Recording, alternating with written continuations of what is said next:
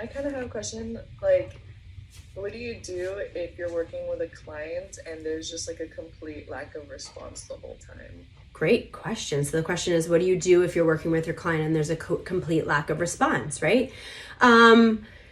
First of all, it's always going to be situational, right? You'd want to kind of get a feel for, is this an anomaly? Is this a scenario where this is happening? And usually your client is very interactive, right? You're going to want to start taking an assessment of their environment. Maybe they're setting events.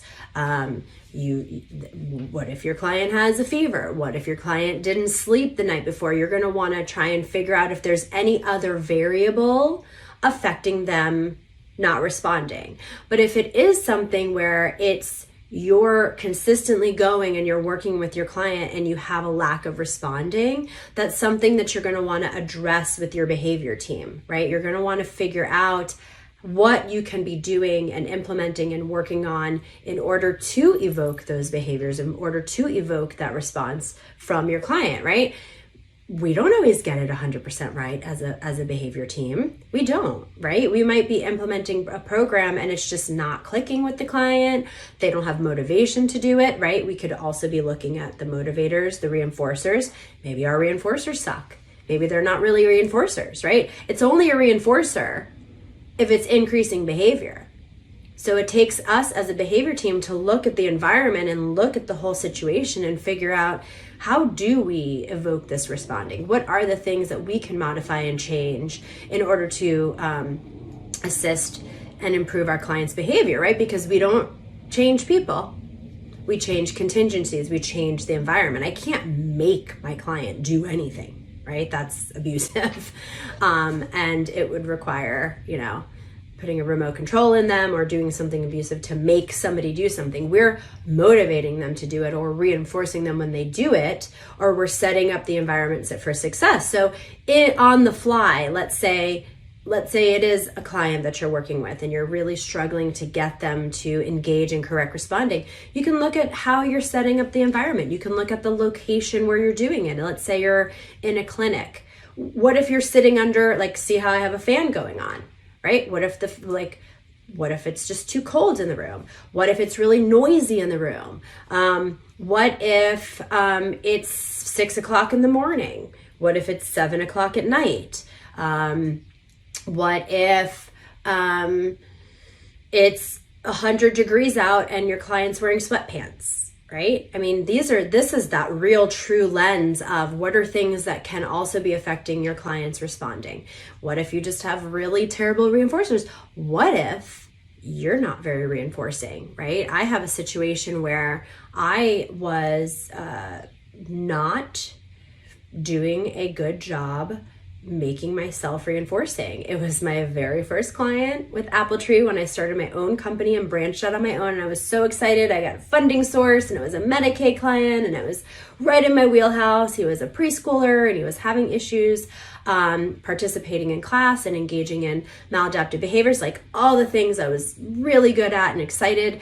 And I just went in there right with my assessment, right with my observations, and right with my, program design and implementation. And I skipped the pairing period. I just skipped it. I just went right into it.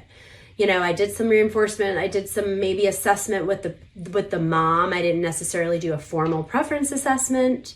I just did an informal one, trying to figure out things that may work as reinforcers. And he would either just go into non-responses or into maladaptive behaviors. And it took me, and I'm seasoned, right? At that point, I'd been doing this for at least 15 years because that was a while ago.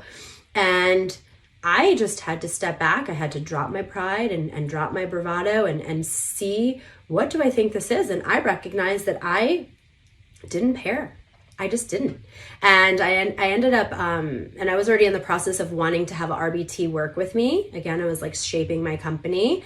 And lo and behold, I bring on Kiana, who is the instructor for now Thursday night class, who is now a BCBA, who was early into her RBT career at that time. And she just crushed it with him. She paired with him and she started to get him to engage in responding. And I wasn't surprised. I was just realistic in the fact that she figured out how to pair herself with reinforcement, and she was able to evoke responding with him in ways that I wasn't. So I chose to condition myself with her and pair with her, right? Here I am, I'm the behavior analyst, right? I'm supposed to be the supervisor. I'm supposed to know everything. But what I did know was I wasn't being successful at that.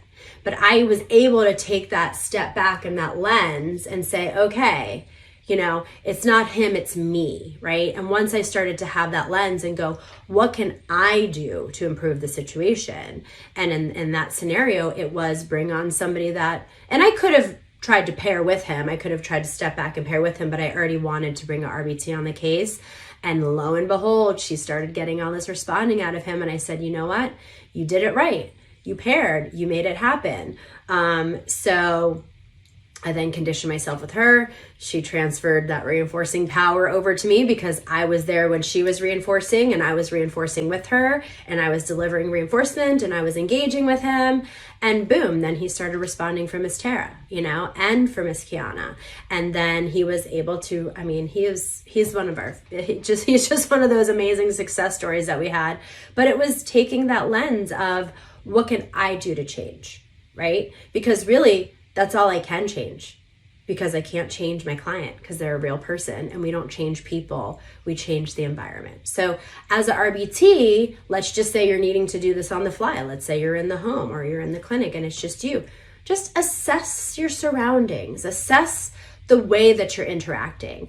Ask yourself if you paired with them, you know, ask yourself, did we do a reinforcer assessment? Am I just assuming they love this and then they hate it? I had one mom tell me one time, I'm potty training my son and I'm struggling because every time he has success, I really get excited because that's who I am. I like get really excited and I freak out, and then he like stops and then he goes backwards and he starts wetting himself, and I couldn't figure it out until I asked him, right? Because she had a typically developing child who was able to communicate.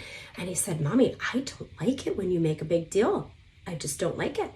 And she realized that it's her nature and her personality. It's my personality too, to get super excited and just really just share my passion and excitement for a person or for a success.